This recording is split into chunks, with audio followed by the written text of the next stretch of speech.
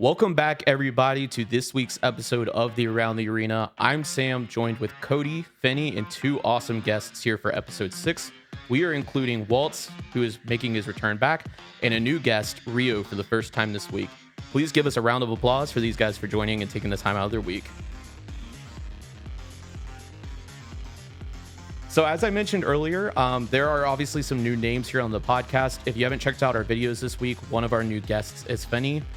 He is our third content creator who has onboarded with us over the past 2 weeks and has already put out some great content for us. So we are very happy to have him on board. You probably recognize him as a moderator from our Discord. He's been absolutely instrumental to us being able to manage that thing. So huge kudos to him. Along with us again is Waltz and Rio, two of the casters from ProHubs and two of the hosts from their podcast, The Waltz, which covers everything esports related. So thank you again for taking your time this week to come hang out with us. This is going to be an awesome conversation covering the end of ProHubs and also just getting to know everybody. So without further ado, let's go ahead and kick things off. I'll start with introductions. So as I mentioned, I am Sam. I live here in the Washington, D.C. area. I work as a software engineer by day and have been obsessed with gaming and esports for plenty of years now. So Cody, go ahead and kick us off with your introduction. Yeah, as always, I'm Cody. I'm 22. I'm in the LA area, and I am looking to become a pro Lego Star Wars 2 competitor. Let's go! Let's go! It's my man right there. Yep. I'm looking into it. The Skywalker saga. I got crazy clips, dude. Yeah, awesome. Finny? Yeah, I'm Finny. I'm based in Colorado, and I basically just been playing games for a while. I've been interested in esports for a while. I used to play a lot of Counter-Strike and Siege, and I was big into those pro scenes. So yeah, I've definitely been interested in that, but I'm not that good. But I'm pretty decent. No, that's our heavy trio right there. Dude hits trick shots in ranks, private matches, man. That guy's a private match Andy. Yeah, there you go. And let's welcome back Waltz. Waltz, go ahead and give us a quick introduction on who you are and a quick refresher. Absolutely, yeah. So I am a tournament host and caster for the finals. Been hosting tournaments since season 3. I've worked on and hosted more events than anybody else in the scene. And I, based out in the Philadelphia area of the U.S., I've just the first FPS I ever took seriously, but it really grabbed me and never let me go. Awesome. And finally, Rio. Hi, everybody. My name is Rio, and I am a caster in the competitive scene. I've been in the scene since the very beginning, when Breakout got started, kind of almost the week that we got private matches. And I have been with it since, the beginning and all the way to basically this last weekend. It's something that I love. And kind of like Waltz, I kind of hold the record for doing the most amount of events. I've cast the most in the finals so far. So that's kind of my record. Sweet. Awesome. Well, thank you again, everybody, for taking the time to chat with us this week. We're really excited to get into this episode. We're obviously coming off of the end of ProHubs Championship Series. So there is a ton to talk about in the world of the finals and esports, and also some talk about the major that was just announced earlier this week. So Rio, before we get started, I do want to get to know you a little more. Obviously, you're a fresh voice here on the pod. So let's go ahead and kick off with your casting career. How did you get started? Is the finals the first game that you casted, or where's your history starting? Yeah, so I actually go back to Quake Champions. When I was young, I used to play Quake way back in the day and just kind of fell in love and just kind of never stopped playing Quake. When Quake Champions came out, I was kind of in the perfect time in my life that I wanted to kind of do something more. I worked with a group called Ultra Violence, and they were kind of a smallish community that grew really big, and we used to host community tournaments, and that's kind of how I started to dip my feet in there, and I was casting all of them, helping organize them, and just kind of really fell in love with it. That game kind of feathered out and died, unfortunately, so it kind of that wrapped up on pretty quickly. I tried to get into Counter-Strike as well. I did some community events there, but I just couldn't really find a footing in there. Nobody really accepted me or kind of invited me back. So it just kind of wasn't my place. So I moved on and kind of left it alone. I forgot about it completely. Just kind of different chapter in my life, went different directions. And then the finals came out and I was just hooked. I really had never found a game like this. I tell a lot of people, like, this is the game that I was waiting for. Like, I just waited for something that just made me this excited again, kind of in gaming, and especially being older. So with that, I just got involved in any way that I could and noticed that there was a competitive scene forming. And I started following kind of Discords and stuff like that. And then there was a craze made a post on Reddit saying that, hey, we're trying to start a big organization doing finals tournaments and stuff. And I just said basically the same thing I said to you guys. Hey, I've done some Quake Champions and some Counter-Strike, but I'd love to do some FPS stuff. So that really kind of snowballed into everything. And now, yeah, I am involved in pretty much everything and really just have a love for casting, a love for the community, and just really a love for everything finals. That's awesome. What would you say is it about the finals that's really kind of kept you looped in or keeping you excited about the game? I think that one of the things is it's just so rapid fire. Like it's just that tickles that like ADHD part of my brain where it's just something is happening roughly every 5 seconds. And you know what? If not, I can blow it up. I can grab a red barrel and I can just make my own chaos. And it just kind of, I don't know, it triggers that like monkey part of my brain. And I'm just like, yeah, this is amazing. And so with that, and there's also just so many layers to it. There's so much depth to it. Especially when we start watching the competitive side. Like I had a feeling it was there, and then when I started watching it, I was like, oh my god, look at what can be, what the possibilities could be. And yeah, there's just that little addiction there through that. That's awesome. So as we got back involved with the finals, Cody and I specifically, we wanted to check out the pro scene and see what was kind of going on. We had heard, that there was whispers about a major coming out, but it hadn't been officially announced yet.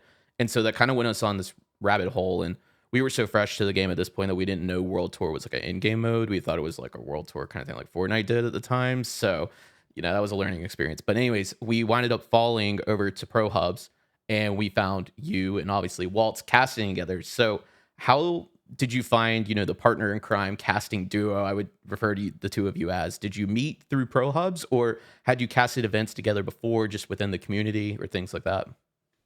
So it's really interesting when Waltz joined. I met Waltz through Breakout. He had joined as part of our crew there. And when he joined, everybody was just like, oh my God, Waltz is here.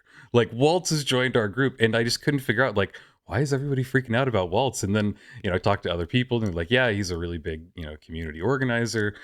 So when Breakout wrapped up, I just started reaching out to some of the people that I'd worked with, mainly because I didn't know if there was going to be any final stuff after this. So I mainly just wanted to make friends. And so Waltz I was just kind of like, hey, let's chat. Let's see what's going on. And yeah, it just basically became really good friends. And I approached him one day, was like, hey, you're in the scene in the way that I want to be. You have people, you have like connections, you have, kind of a following already. So I kind of pitched him this idea of us doing a podcast that like, let's see what the competitive scene is. And especially as we work towards a major, like I think that there's a lot of storylines and just a lot of things that we can talk about. I pitched a really aggressive like story to Waltz, like let's do one every week, just kind of like you guys. And thankfully he kind of dialed me back, and we have a little bit of a slower approach to it. It works better because we have so much casting going on and our podcast. But yeah, that's just a rough history. And yeah, and he's just basically my favorite person in the finals now. We cast together so perfectly, and yeah, he's my right-hand man. That's so awesome. Well, that's cool. And the last, I guess, introductory icebreaker question that we normally ask our guests on the podcast is, if you could add or rework one item in the finals, what would it be?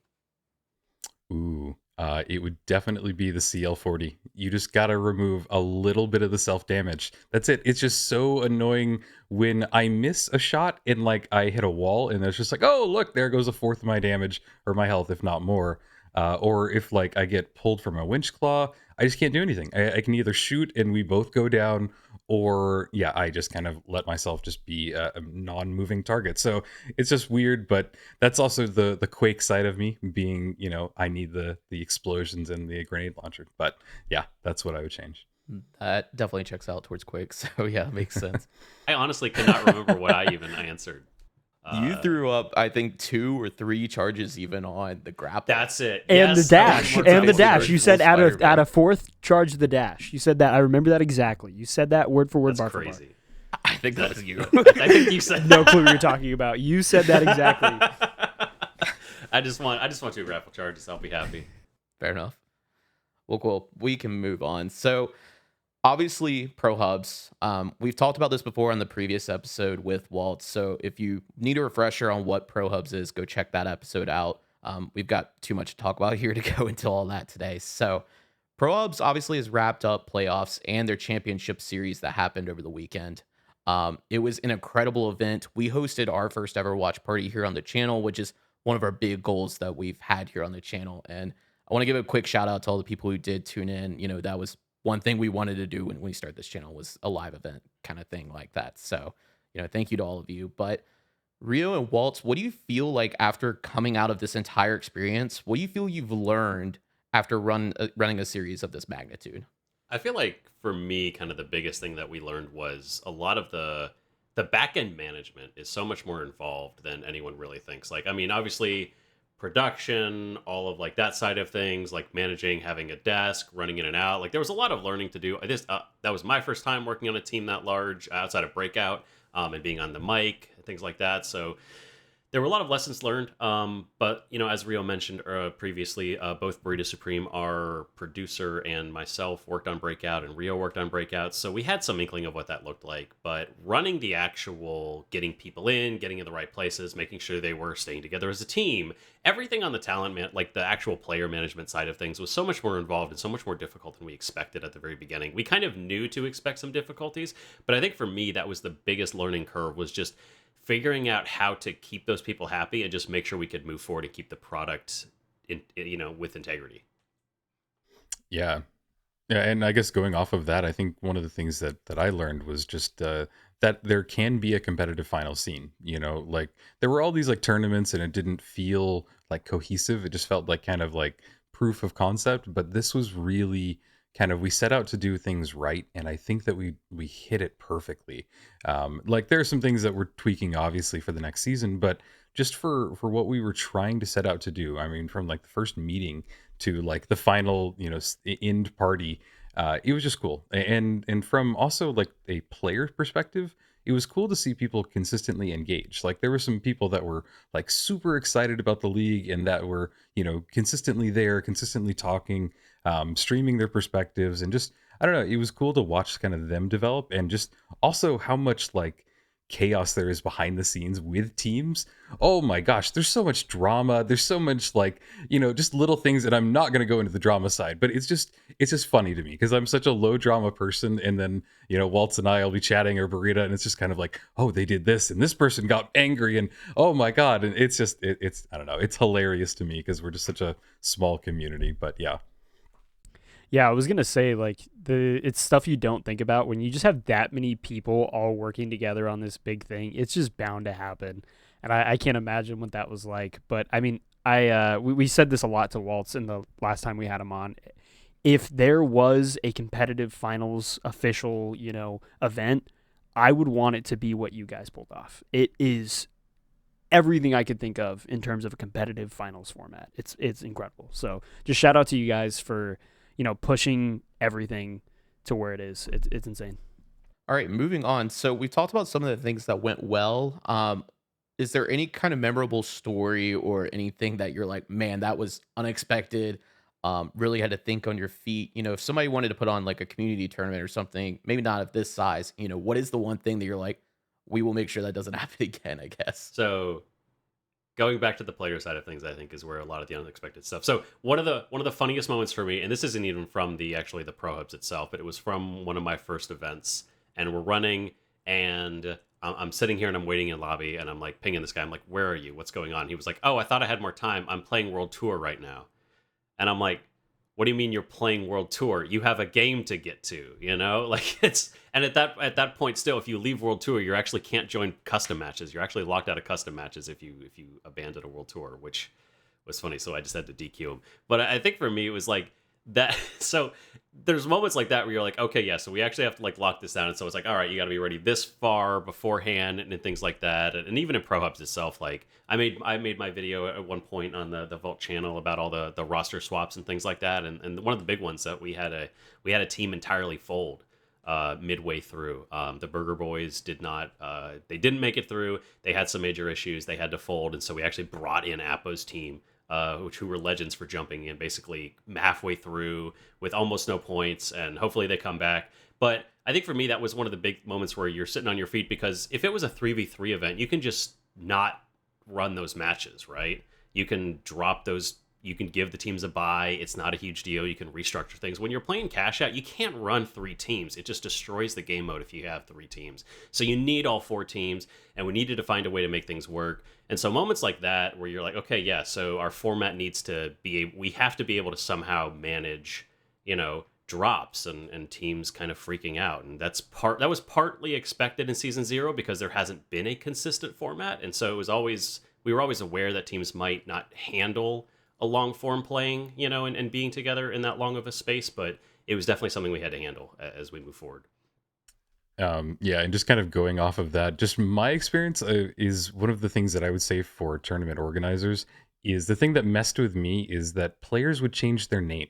They would just change it randomly during times. I couldn't tell, is this a sub? Is this person just having a fun day? What are they wanting to do? And then when you're casting, you have all this information coming at you, and you don't, it's hard to remember oh, this person changed their name yesterday to something else. So we just kind of read whatever is kind of on their title card. And one of the players changed their name to Obese Grandma in the beginning. And this person has also changed their name multiple times before, but I can't see the name in the middle of a call and think Obese Grandma, oh, I need to say Mr. Derp. No, I'm just going to say the name. So what I would say to tournament organizers, have your teams, have them set their names and then lock them in. Disqualify somebody if they change it or something up, because that's something I know that we're probably adding to the league for the next season, because I don't want to deal with that anymore.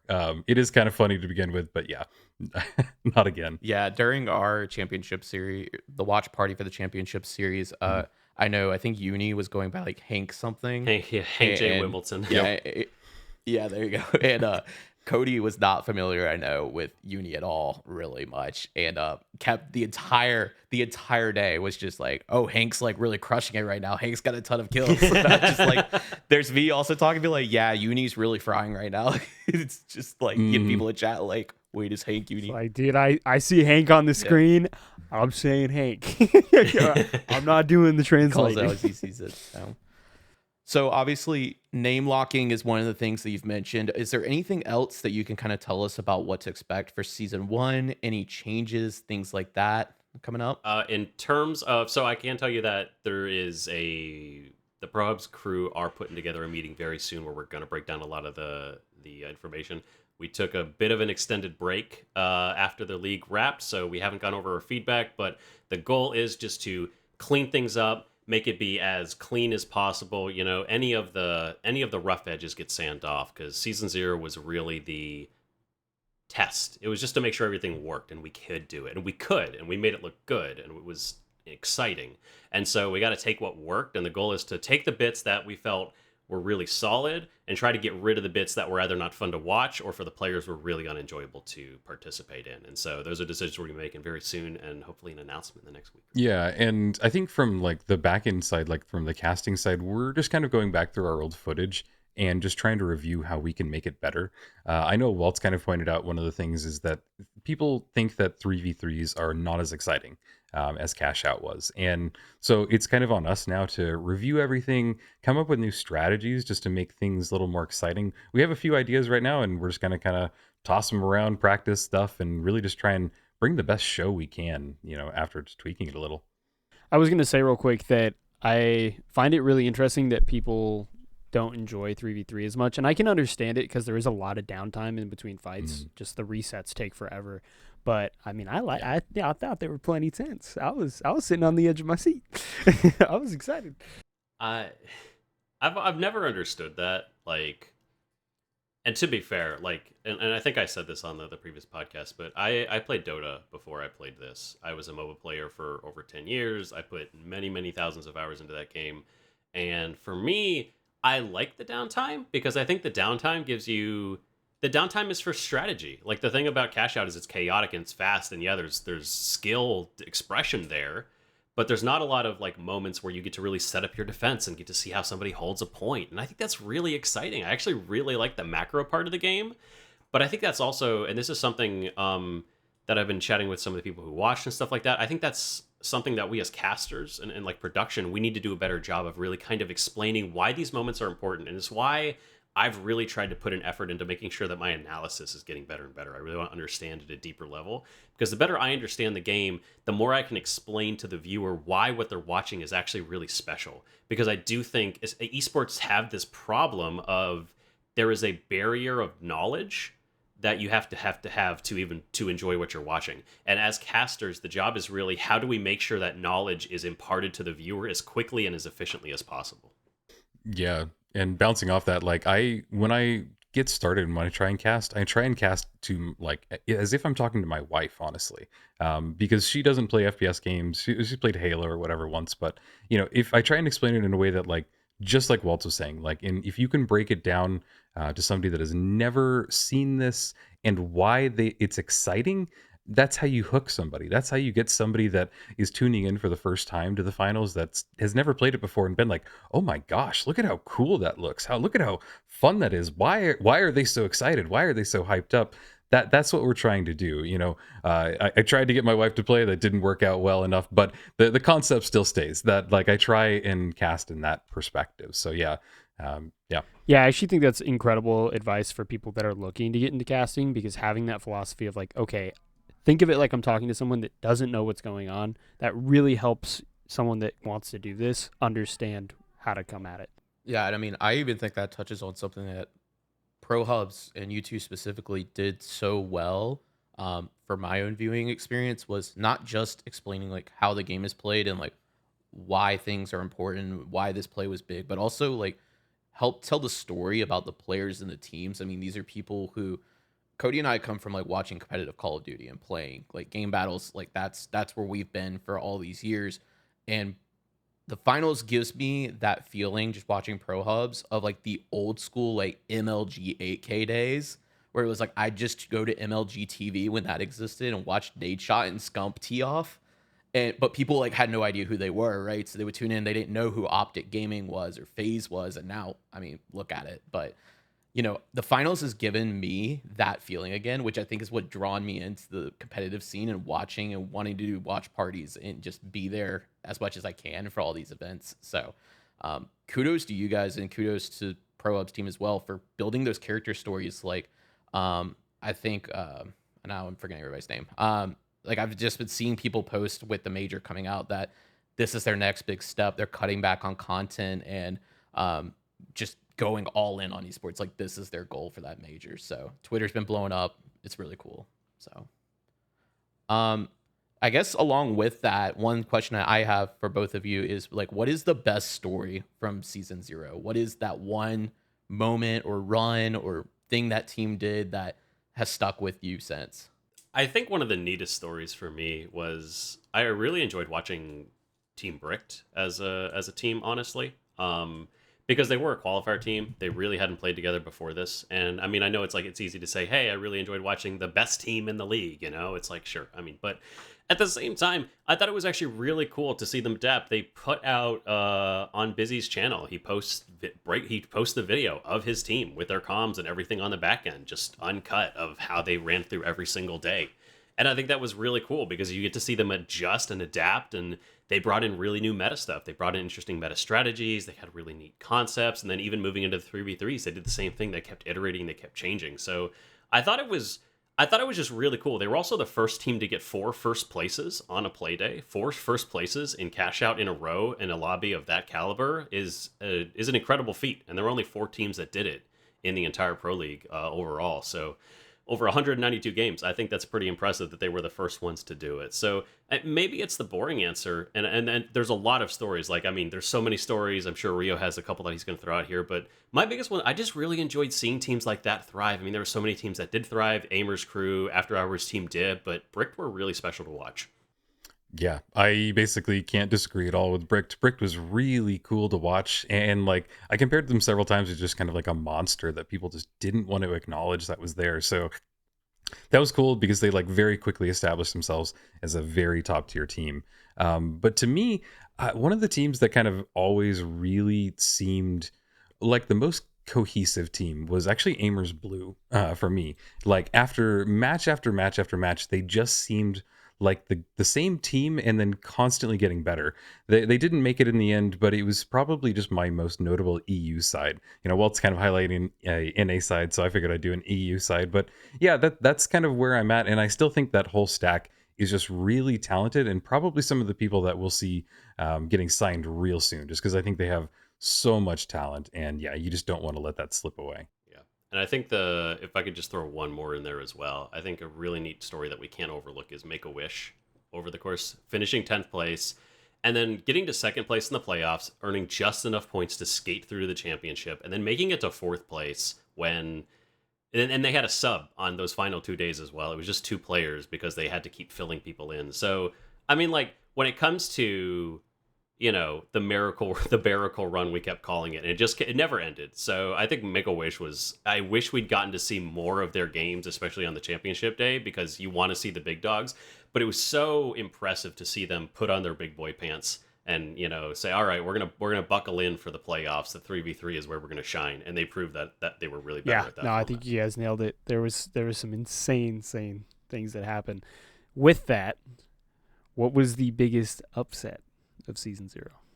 Oh, just the fact that all of EU got knocked out and it was just NA.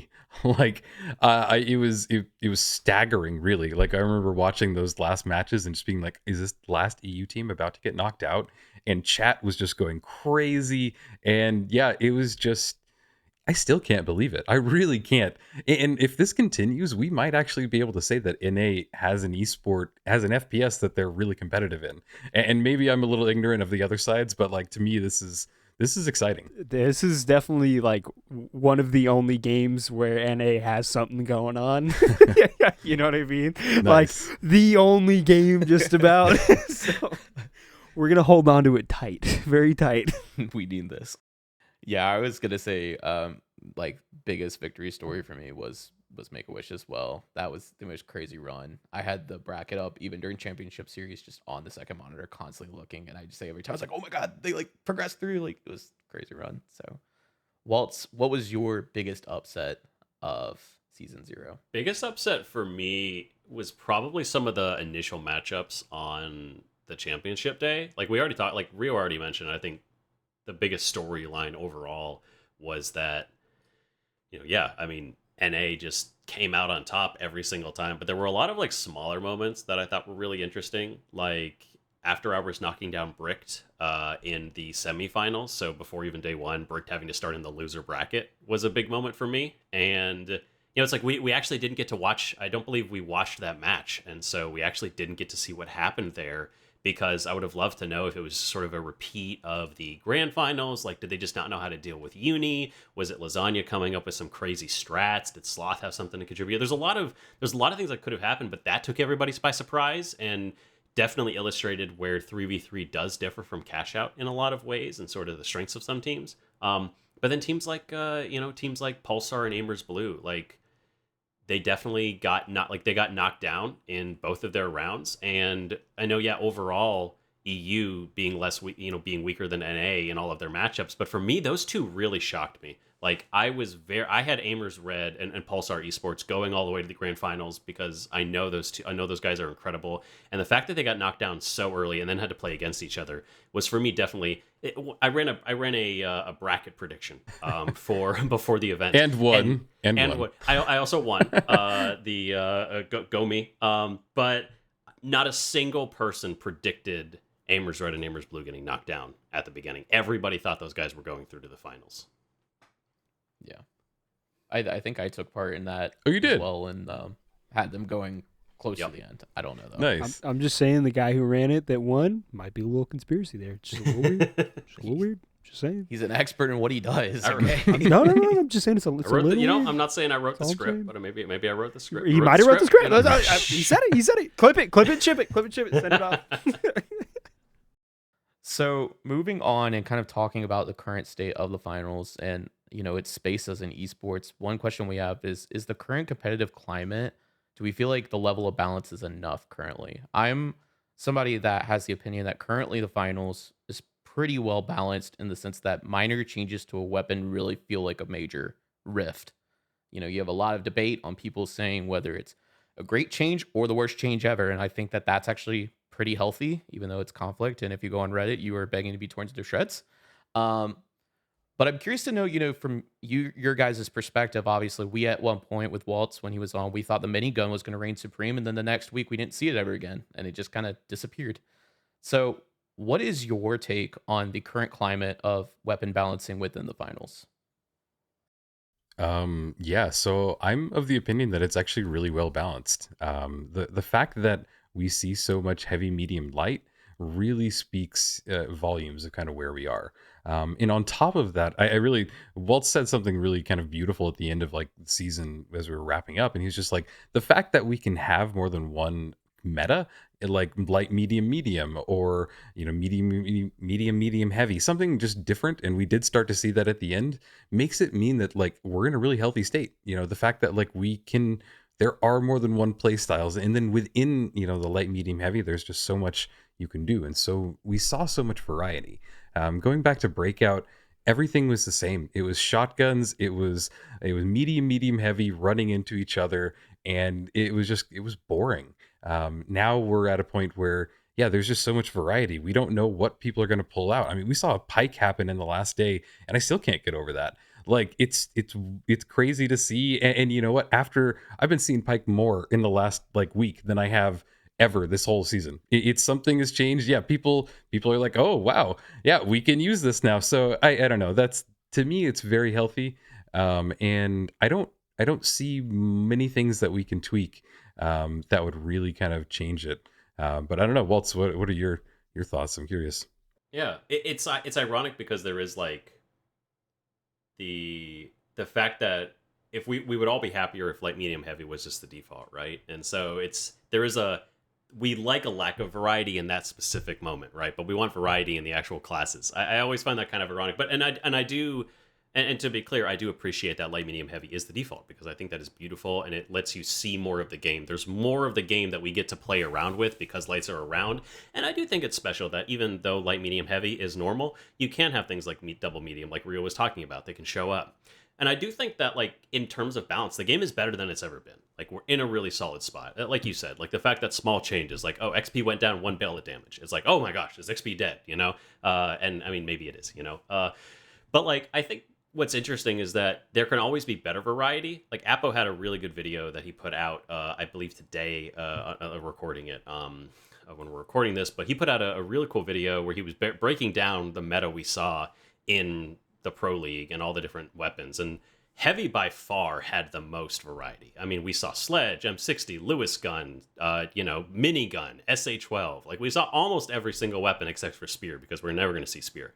And then medium was a little bit more tame. Medium basically had FAMAS or FCAR if you were Europe, and it had Cerberus if you were North America, and then Pike showed up the last day. So couple weapons, but I mean, like FAMAS and FCAR are kind of the same. They're two sides of the same, you know what I mean? So like, and it was basically, we only saw DMAT on medium, which is also more interesting than Heal Beam, but maybe it'd be nice to see some variety there. So I think there's room to improve. Like there's places where things can get updated because we could see Light have more weapons viable than just the XP54.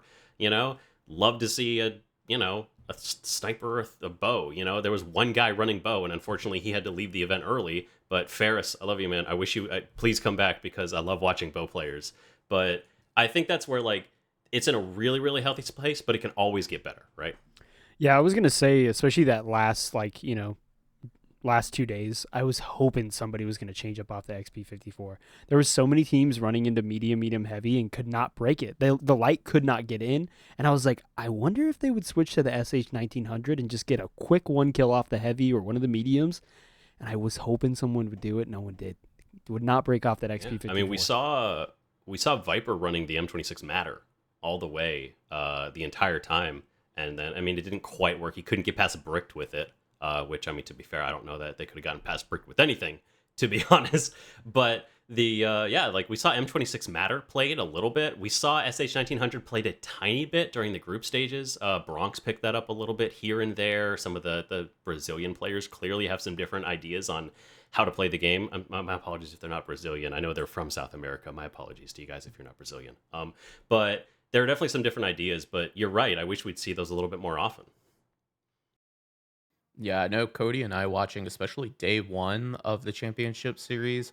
I think it was Team Dis specifically who was running medium heavy, and I think there was one or two other teams, but that's the team that I specifically remember. And you had T Mills on Pike, which made a name for the Pike. I will say if Pike becomes meta, it's his responsibility. He did that, so take it up with him. Um, but I will say that was like we watched several games of Team Dick kind of back to back, and we were like, they are really just goo walls everywhere, bunkering down on site. They have the sledge there.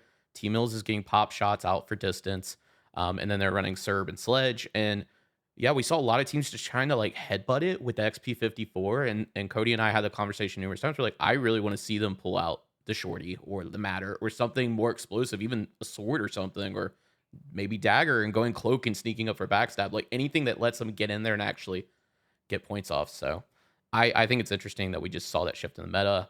That's one thing that we talked about with Waltz as well in the previous episode was, when teams go from multi-team cash out is what we've been referring to it as, where it's, 4 teams playing at once to this 3v3 mode. It's going to be curious to see how much of the play style has changed, and Make-A-Wish is, I would say, one of the reasons, best cases of that. They made an absolute run as soon as they got into this 3v3 stage. So, yeah. I guess beyond that, the other question that I have, and something that we get a lot of our Discord, I'm curious from your guys' perspective, is it seems like, at least for this season, which in fairness, this season is the one where Cody and I have been tracking, stats and really trying to stay on top of patch notes. It seems like Embark's taking a philosophy that's different from other developers, to where when they release things, they're releasing them almost underpowered and then buffing them up along the way. We're seeing it a lot with the ARN. Every single week, if there's a weapon update, the ARN is on there, and it's just getting micro adjustments up and up until finally the XP54, we think, is going to disappear off the map slightly, and the ARN is going to be reigning supreme because it's just a beast of a weapon. Just all of a sudden. one reload buff and we're there. Just one. One more reload buff. We're so close. But my question to you guys is, do you think it's good for the game that they are going with this approach where they're releasing, new weapons? We're obviously getting into the end game of season 6, going into season 7. Do you think it's a good idea that they are releasing weapons that are kind of underpowered and moving them through the season? Or would you rather see them come out strong and then nerf them throughout the season instead? Well, so this is where, for me, the disconnect between, say, the games that I used to play, MOBA specifically, and that kind of game, clashes a lot with FPS style games, because I think FPS games, at least a lot of kind of the really popular ones, thrive on consistency, right? Like, I remember, I don't know, like at this point it's probably it's probably like 5 or 6 years ago, but I remember when Counter-Strike, when CSGO introduced the revolver, like the R38 or something like that. And it was very strong, it was very powerful, and it was the most uproar I have ever seen in my life. People freaked out because the gun was able to just, one clip people in the head. And it's like, yeah, but the AK can do that, guys. Like, what are we talking about? Like, why are we so mad about this? But it was like, people got really, really, really upset. And we see that a lot in Valorant. Valorant's a little bit better because they have the abilities, but you still see that same kind of energy in things where people do not want something different. They don't want what they know and learn to change. People spend thousands of hours figuring out how to play with their AK so that they can control the AK mastery. They don't want to have to learn another weapon. They want to make sure that that weapon is still strong. And so I feel like the FPS genre is very dependent upon keeping that status quo and keeping that consistency. And so I think it makes sense that Embark coming in had this philosophy of release things in an underpowered state. Let's get them up to the point where they're usable, because we don't want people to feel really, really bad. Because we saw that with some of the some weapons when they first showed up, right? Like, I believe, was it the FAMAS showed up really underpowered. That was a weapon. But then there was, oh wow, yeah, I'm showing my idiocy here, but I remember there was like one weapon that came out and was just incredibly overpowered, and people were complaining about it endlessly over and over and over again. It was just too much. And so I think they kind of got gun shy from that, because pun not intended, but they were like, all right, well, let's make sure that if something comes out, they're not going to be mad about it. I think I was going to say, I know the model was one of them. We had a friend who introduced us back into the game, and he was like, dude, this thing was the like the scum of the earth. Like everybody hated this thing. It was like, yeah, everybody had to run it. It was like just incredible, but I don't know if that was it. Yeah. And so, but I think like, I personally am of the opinion that you should have things slightly overtuned when you release them, because I think that makes people want to use them, and then you can get better detail and better information on how to actually use it. But then you have to be very quick and proactive about nerfing it, because you can only leave it in that state for about a week. If it lasts longer than a week, then people get really upset, and that's where things become a problem. So I like their approach. I do think they need to be better about bringing things up to speed a little bit faster sometimes, because we do get stuck into sort of no variety and kind of back on like these. It's like, this is a different game, and this game needs to figure out what do people want to see within this game. Because I don't think we're quite like we're not like Counter-Strike. We're not like Valorant. We do want more things to be viable. People really do like when there's new weapons. They like when there's new gadgets. So we like seeing new stuff. And so we have to find that middle ground of a Counter-Strike style game where people really do not like change and they want to see change be minimal at most. And games like MOBAs and stuff like that, where every 6 months, the game just gets completely reworked and you're basically learning the game from ground zero. Like, we have to find a middle ground between that, and I actually think Embark is doing a decent job of that. Yeah, I definitely agree. But going back to like things on release, I think that for like weapons, it's okay to release them a little bit underpowered and have them bump them up a little bit. But for gadgets, I'd love to see when a new gadget gets added or like a specialization, to have that just be super useful. And so people are using it all the time, and then they get to like figure it out. And then if you're like, okay, well, we need to tone down the cooldown or, things like that, that would be okay. But I prefer them to release it and, so it will be very useful. Whereas like the anti-gravity cube, we barely ever saw that like used once it got released. Like people tried it and they were like, it's not that good. Same thing with the lock bolt. Like that thing got no use until it got buffed, and then everybody started using it. So I would prefer them to have it really strong on launch and then just later take that down if they need to. But for a weapon, I think it's okay to release it a little weak. Yeah, no, I agree basically with everything. I kind of like, you definitely pointed to the lock bolt, and I agree with that, because nobody really wanted to switch off the RPG. They didn't see the advantage, and if you give them kind of a reason to at least try it out. But I also kind of think that bringing in weapons underpowered helps so that they don't dominate the meta, because you still want people that really enjoy the game to not feel like it's a brand new game and that you have to play in this play style or it's not going to be fun. And so you're also you're allowing yourself the breathing room to find where that weapon fits in the meta. I think the minigun is a good example, because I thought it was going to be buffed. Like, it felt really underpowered, but they've really kind of just made very small tweaks to it, and it's kind of like, yeah, it's kind of in a decent place. We saw it in use in Pro League, so it has viability. It is like not a meme weapon like some of the others. So I don't know. I think that's the smarter approach, but at the same time, my controversial take is also like, it's just having a ton of weapons doesn't really matter. And I think that you can have a ton, and like, it's different from like a hero shooter where you've got all of these like heroes and they bring in a whole different play style. At the end of the day, a gun is still something that shoots either a projectile or, a bullet or just something. And it's just, yeah, some variation of that. And I don't think that we're going to see anything too wild, but who knows? Yeah, I definitely agree. I think that if they release a weapon too good,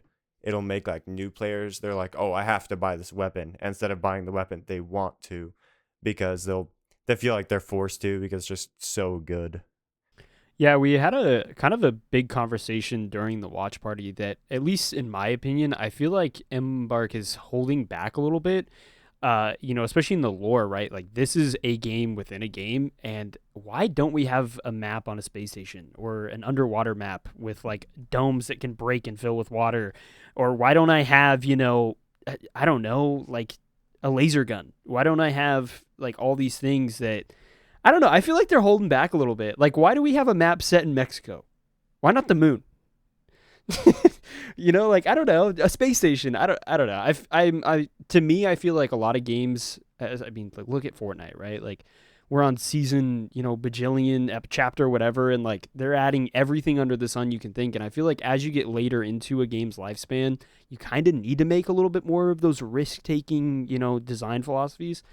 and I haven't seen it yet. Yeah. Give me a space station, man. Yeah, I was gonna say, like, Finny, you actually bring up a great point for the fact that I always forget that new weapons come out and they cost virtual currency. Like, all of us, we probably put in a good amount of hours to where we have the max of 5K. We're just kind of, chilling until next season. But when a new player comes into the game, if they were getting like absolutely slammed by all the new weapons and are like, okay, I have to endure my suffering until I get 2,000. I think it's VC is the currency, right? Like, I have to get 2,000 just to get my new one, like, to be able to even start playing the game. Like, that would, I think, deter a lot of new players. So, Yeah, it's too slow. It's too slow. Okay, I'm gonna rant for a little bit here because actually this is something it really frustrates me about the game.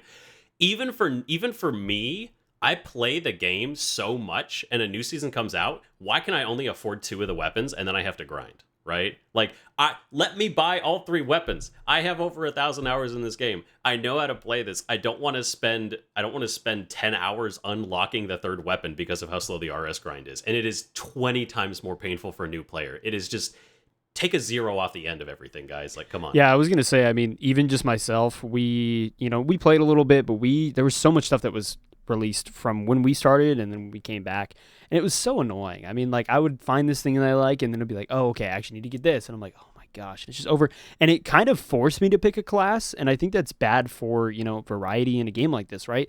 Why do I have to go all in on a class and then I have to start back at ground zero to do another class? That inherently forces me to kind of pick a class already. And then on top of that, I've seen that I think every season the new weapons are getting slightly more expensive. It's like 200 every season. Someone has brought this up. It's like, okay, back when season 2 came out, the new weapons were like 1,400, and then the next season it was 16, and then 18, and now we're at like 27 or something. And it's ridiculous. Yeah. I definitely think adding optics for more variety was good, but the fact that you just have to pay more, like, I think it's an extra, like, what, 150, 200 hours to unlock all the optics. Yeah. Like, it was ridiculous. yeah. It would be nice, I guess, one solution kind of to like help the existing players and the people who put in countless hours into this game is maybe increasing at least that hard cap or just remove the hard cap. I'm not really sure why it's there. Wonderful idea. I was going to say Call of Duty does it great. Have pre-built loadouts. I've been saying this. Give people like meta loadouts that they can't change, but they get an idea of like, oh, these gadgets work together. These are pre-built. Give a light class, with gateway and like glitch grenades and everything under the sun. Oh, I know how the light class plays now. I get a huge idea. Yeah, we've actually had people, I remember like in our comments somewhere recently, it was like when season 6 came out, they were like, how do I know like what weapon to get as well if they're like a new player, things like that, because they didn't realize, because I guess it's not inherently clear that if you go into the firing range you can at least try the weapons out. So they were like, they're like, one big flaw of this game for me as a new player is like, I gotta spend 2,000 just to get a weapon. And then everybody in the comments is like, well, you can go to the firing range, I guess, to try it out. But that is a good point. If you had like a default loadout that you can just at least spawn in with as a new player, or even like maybe rent a weapon, I don't know, just whatever, some way. Yeah, I definitely think the default loadout sucks. It's like all the worst weapons. And then you have to realize, oh, wait, the time to kill in this game isn't supposed to be this slow. I'm just using the worst weapons. Yeah. Well, this was an interesting topic. I didn't expect it to go this deep, but what we've learned is the current free currency structure is maybe not the best, and we need an improvement. Who would have thought that the new player experience in this game is not as good as it should be? Who would have thought? Yeah, for real. They need to work on that. That is very important, especially before that major comes up. I'll tell you that. Speaking of the major, Sam, I'll let you have this. Yeah.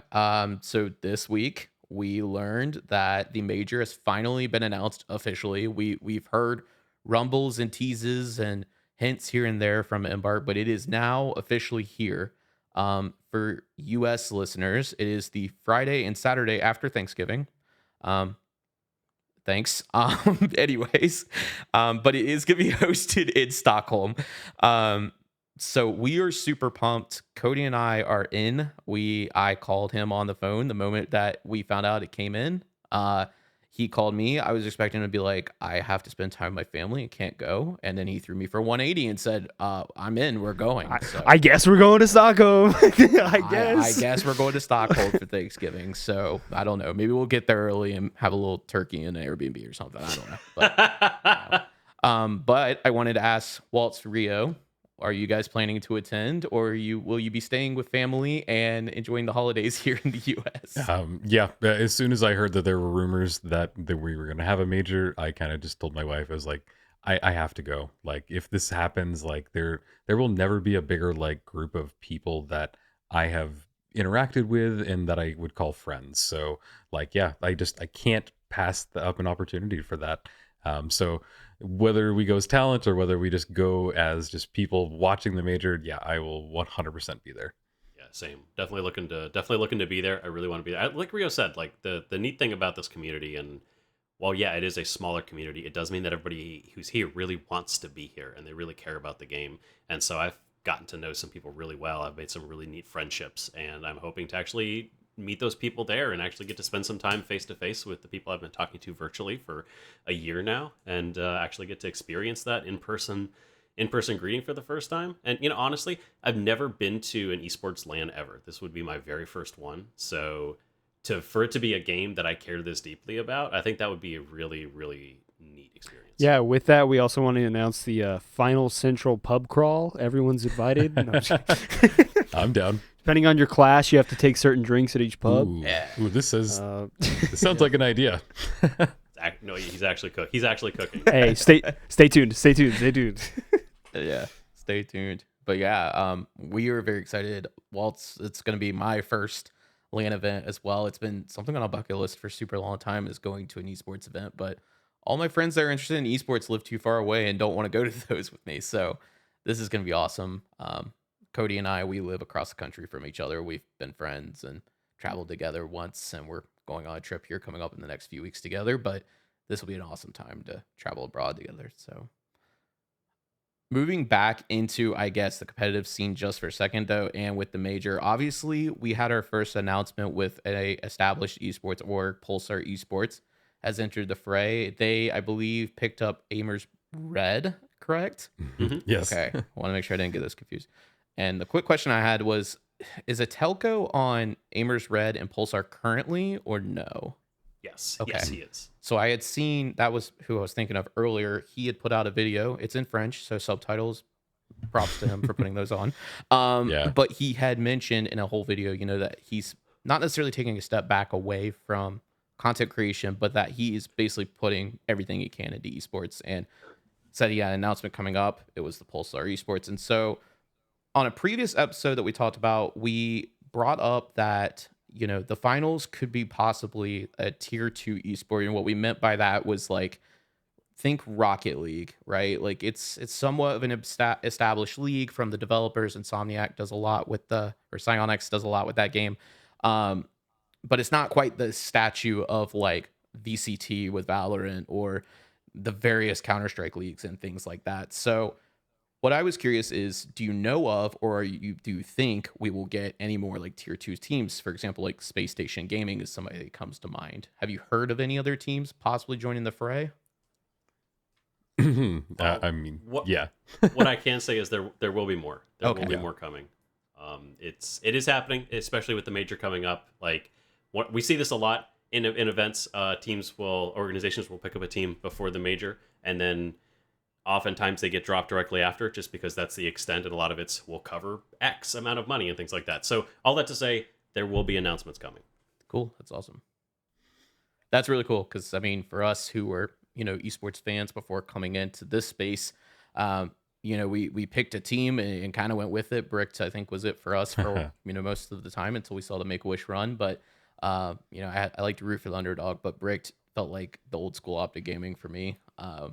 So that was exciting. But we were hoping one day that we can root for these established orgs, or help get people who already are fans of established orgs, maybe not Team Liquid, but people from like Space Station or things like that. So that's really cool to hear. I'm excited. That means we can buy a jersey ahead of time. There you go. And rep our teams. Yes. Let's go. Yeah. And I think Cody's going to cosplay as well, from what I've heard. Oh, I am. I got my dress fitted. No, I'm just kidding. Yeah. I mean, I'm gonna have to add the tail. Which Lego Star Wars character are you going as? Oh yeah. Sorry, Yoda. Oh, I think. Okay, I was gonna be Darth Vader, Oh, so that'll be fun. All right. See you there. Might have some beef going on. I'm just saying. All right. Till all the time. He's gonna walk around on his knees the whole time. You know, to get the size accurate. So I think that wraps it up. Is there anything you guys want to push, talk about? Maybe put people on. Anything you want to say? Well, I mean, I do want to again shout out our podcast. We do the Vault. Really appreciate what you guys do because you guys do cover kind of the breadth of everything in the game, and there's so much. And if you do enjoy hearing about esports and you like hearing us talk, which props to you. But we have a podcast where we do talk about the competitive side of things in depth. We recently did a breakdown of the Pro League a little bit. We have interviews with people within the scene. We actually just uploaded an episode where we interviewed the people who created and are running the Oceania United server, the guys that are actually keeping the World Tour scene alive down there because they have such a low player base. So we do a lot of interviews. We try to focus on people in the community that you may not know of, or if you have heard of them, you may not know them as well. So we try to make sure, because it's a small scene, but it's surprisingly disconnected. And there's groups on TikTok, and there's groups on Twitch, and there's groups on YouTube, and there's people everywhere, and there's events happening, and you might not know about them. And so our main goal has just been, we want to be the central place where you can go to know about every tournament and every event that's happening. And we want to make sure that everyone can actually feel connected to the scene, because it's an amazing scene, and there are talented people, and we want everyone to get their fair shake. Yeah, and just to throw off that as well, one of my favorite things is that I've interacted with a lot of players and people just in the scene. So feel free to DM me anything. I've had people send me rumors. I've had people send me fan mail, and I've had people send me hate mail. So I really enjoy all of it, honestly. So you can find me at Rio Shouts.